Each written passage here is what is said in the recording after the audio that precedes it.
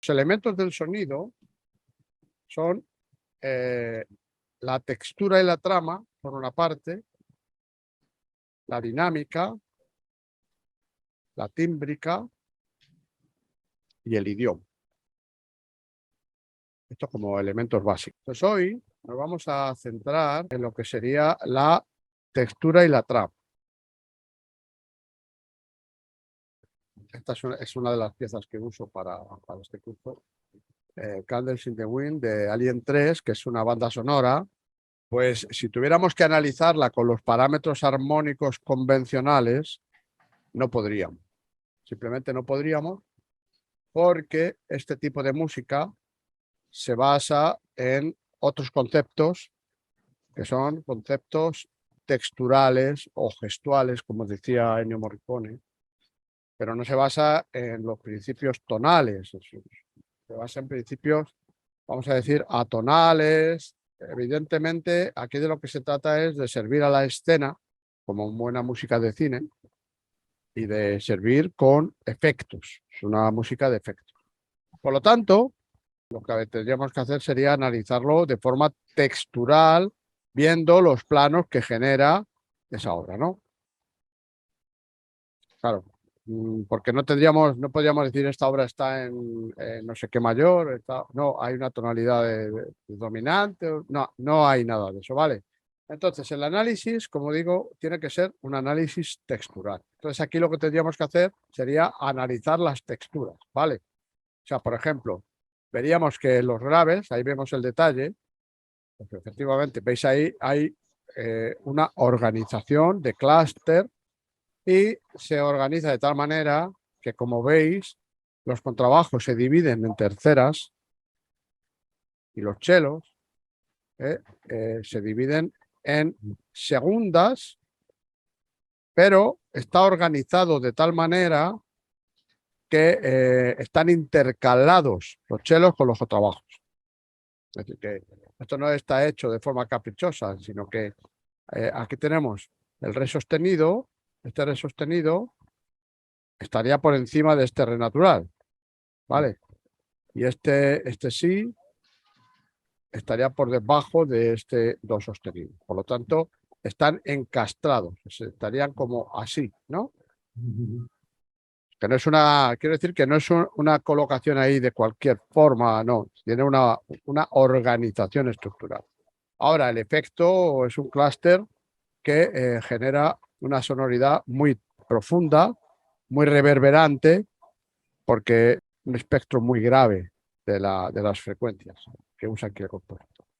En el caso de los violines, como podéis ver ahí, el detalle es que está también organizado de tal manera que cada sección de violines se divide para cubrir bastante amplitud, porque teniendo en cuenta que cada uno tiene que hacer cuarto de tono, pues al final no tendríamos suficientes elementos en la cuerda para cubrir mucho más.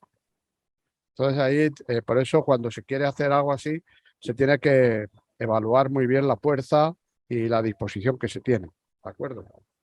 Entonces ahí podéis ver que están organizadas, que hay divisia 12, entonces sí, a mí un cuarto tono, ¿de acuerdo? Entonces ese clúster, a diferencia del clúster grave, es un clúster muchísimo más fino en cuanto a las frecuencias que se generan. También es un clúster resonante, solamente que genera un ambiente muy etéreo, ¿no? Espacial, vamos a decir, ¿no? A este tipo de elemento sostenido, mantenido, se le enfrenta un conjunto que vemos ahí, por ejemplo, el piano, en el que se pisa el pedal para que se levanten los apagadores y se percute dentro del piano en la región que está marcada ahí entre el fa y el la, ¿no? Toda esa zona se percute con una baqueta. Y a la vez, el bombo y un tam-tam, es que el tam-tam se le da un sonido más piano que el bombo. Claro, el bombo lo que hace es generar más el impacto, es decir, la presencia del efecto Y el tam-tam, como es reverberante, lo que hace es más la prolongación del efecto.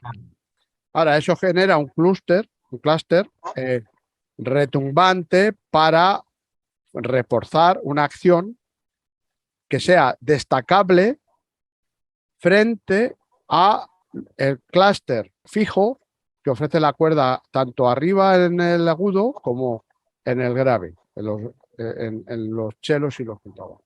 Y luego a ese factor, vamos a decir que son factores, por así decirlo, fijos. Aquí tenemos las trompas, que también están utilizando un registro grave, por lo tanto todo el aspecto que se está dando es un aspecto sombrío, muy propio de la música de cine para estos ambientes que son cósmicos, ambientes de suspense, ambientes en los que un acorde, vamos a decir, tríada reconocible no estaría adecuado porque ya la música evolucionó muchísimo, ¿no? Aquí es muy interesante ver que las trompas organizadas de esta manera, veis que evolucionan y que si nos vamos al detalle, nos damos cuenta de que también están cumpliendo una misión. Ahí se va organizando, se van acumulando la actividad de las trompas, luego es un efecto creciendo, pero también puede decir que es una textura aleatoria. ¿Por qué? Porque en este punto en el que vemos que dice cada intérprete variará el ritmo de forma suave. O si yo varío esto cuando toco y mi compañero varía un poco cuando toca, ¿cuál es el efecto que se genera? Una superposición de ritmos que se emborrona el efecto. Por lo tanto, al ir sumándose estos ritmos variados y con una, digamos, con una secuencia temporal no delimitada, lo que ocurre es que se va generando pues una especie de nebulosa sombría, ¿no? Se suma al efecto tenebroso de lo que la obra quiere, en el caso de la escena. Para nuestra intención, que es hacer hincapié a lo que es el aspecto de la combinatoria de trama y textura, vamos a ver que es muy importante tenerlo claro y aquí lo voy a diferenciar. Mirad, lo voy a aclarar utilizando el ejemplo de lo textil, que no todo el mundo utiliza estos dos conceptos de trama y textura. La gente a veces habla de textura sin más, sin mezclarlo con la trama. Yo pienso, sobre todo, como sabéis que lo que queremos siempre es pensar como un compositor, sobre todo para la vista del compositor, es muy interesante tener claros dos conceptos. Por un lado está la trama, que sería el soporte, y luego está la textura, que sería el resultado final. Pero bueno, vamos por partes. Sistema textil, lo que se hace es que se establece la urdimbre, tento de todo el entramado. Bueno, pues a eso se le llama la urdimbre y la trama es lo que sirve para cruzar esa urdimbre, que serían los pilares básicos, ¿no? Y luego tenemos la parte ya del resultado final, que es lo que llamaríamos la textura propiamente dicha. Por lo tanto, teniendo en cuenta estos dos conceptos, lo vamos a definir para nuestra música. A ver qué os parece. ¿Qué han venido utilizando los compositores como tramas? Vamos a ver que cuando un compositor usaba la melodía, una melodía sola para cantar un texto, estaba usando una trama monofónica. Eso era la base. Ahora, el aspecto es si a esa monofonía le añadía varias voces cantando lo mismo, pues ya había un cambio de color. O si cantaba por un lado hombres y por otro lado mujeres, lo mismo, también había cambio de color. Si se mezcla, hay cambio de color. O sea, quiero decir que la textura sería esa mezcla, pero la trama sería siempre la melodía básica. Tenemos una trama básica, que es la que corresponde al barroco, el dar dos, vamos a decir, jerarquías semejantes a bajo y a melodía. Y entonces a eso, esa trama, ese concepto, le vamos a llamar bajo continuo, ¿eh? Que explicaremos más adelante lo que es, por qué se dice bajo continuo. Si existe una cierta unidad rítmica que nos garantiza, por ejemplo, pues una marcha, ¿no? O ahí tenemos el concepto de trama homorrítmica, ¿vale? Que no tenemos que confundir con homofonía, porque aquí sí que hay bastante confusión. Mirad, muchas veces homofonía se suele, en general, se suele llamar melodía acompañada. Yo prefiero, por eso no llamar homofonía, ¿sabes? Sino melodía acompañada.